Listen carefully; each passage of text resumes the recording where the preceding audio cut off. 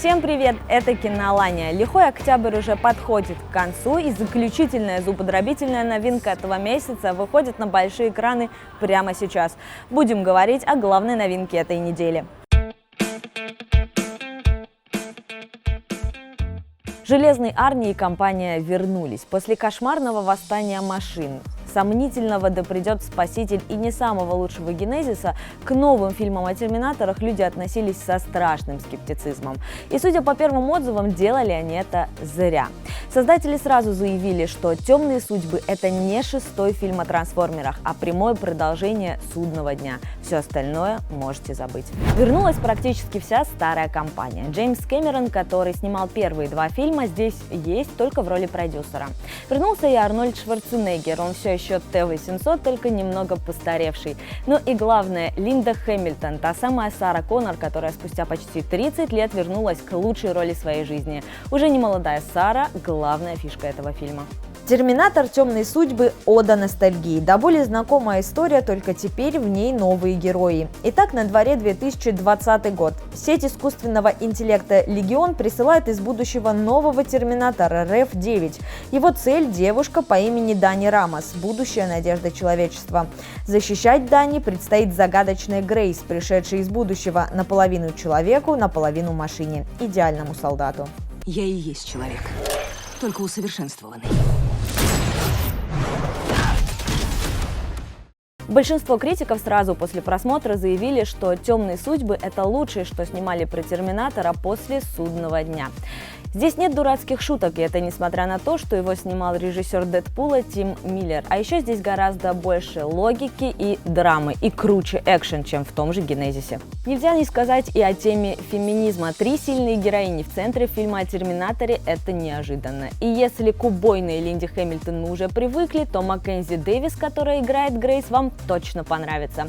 Ну и новый Терминатор РЭФ-9 супер быстрый, умный и практически непобедимый. Их драки с Грейс – настоящее украшение фильма.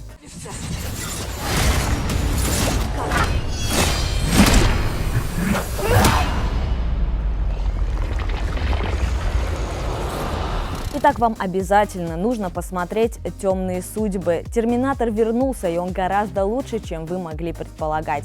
Да, это практически конец эпохи, где главными героями были Арнольд Шварценеггер и Линда Хэмилтон, но после просмотра этого фильма есть ощущение, что у истории может быть довольно неплохое продолжение. Не забывайте, сегодня Хэллоуин, а значит, на большие экраны выходит мультик о самой безумной и мрачной семейке в мире. О них и о других новинках этой недели будем рассказывать прямо сейчас. Кто из нас не знает семейку Адамс? Самое эксцентричное семейство возвращается на большие экраны, и теперь они мультяшные. Мрачные шуточки, черные герои и странные развлечения. Адамсы сохранили все, за что мы их так любили, и стали чуть современнее. Ну, почти. Я Паркер. Меня зовут Венсдей. У тебя нет мобильного? А у тебя нет арбалета. Я думала, у всех они есть. Wednesday! В яблочко!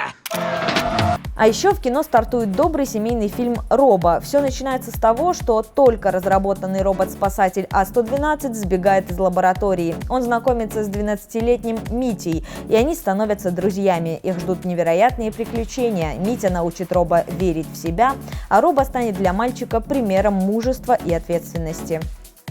На больших экранах стартует и черно-белая драма «Француз». Главный герой – французский студент Пьер, который приезжает в советскую Москву на стажировку. Здесь он знакомится с балериной Кирой Галкиной и фотографом Валерой Успенским, погружается в культурную жизнь Москвы. Но стажировка и знакомство не единственная цель Пьера. Он ищет своего отца, белого офицера Татищева, который был арестован в конце 30-х.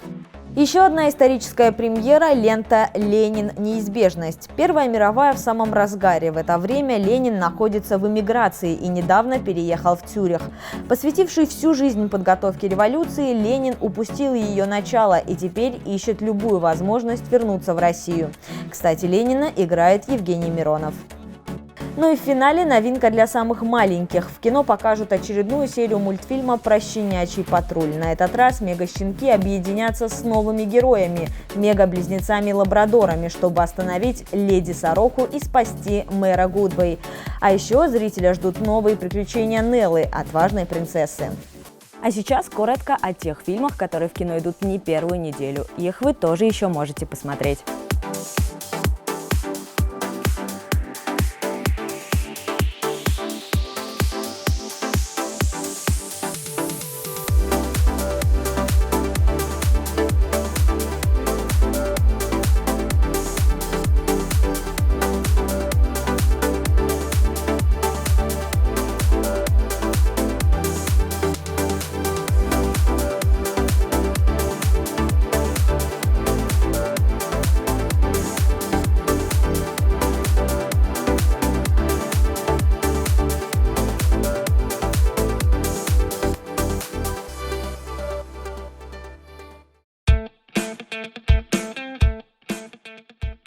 Мы все привыкли, что фильмы о роботах бывают боевиками с кучей погонь, стрельбы и взрывов. Но в рубрику Must See на этой неделе мы включили самое душевное кино о роботах. Итак, записываем: всем обязательно нужно посмотреть фильм «200-летний человек». На дворе недалекое будущее. Практически каждый более или менее состоятельный человек может прикупить себе в дом робота. Так делает и семья Мартинов. НДР-114 или просто Эндрю призван делать всю работу по дому. Но неожиданно он начинает испытывать странные ощущения. Только потом он узнает, что это называется чувствами. Вообще, тема искусственного интеллекта, который мечтает стать человеком, не нова для кино. Просто так трогательно и душевно эту тему не раскрывал еще никто. Робин Уильямс – лучшее, что есть в этом фильме. Он одинаково убедительно играет сначала бесчувственного робота, а затем машину, которую переполняют эмоции. Его финальный монолог точно заставит вас расчувствоваться. Режиссер фильма Крис Коламбус. И если это имя вам ни о чем не говорит, то вот список его фильмов. «Один дома», первая и вторая части. Первый и второй Гарри Поттер, «Мачеха», «Миссис Даутфайр». Уловили? Этот человек идеально делает кино для всей семьи. Может ли машина стать человеком или это всего лишь железяка? Робот Эндрю точно заставит вас пересмотреть свои взгляды на этот вопрос.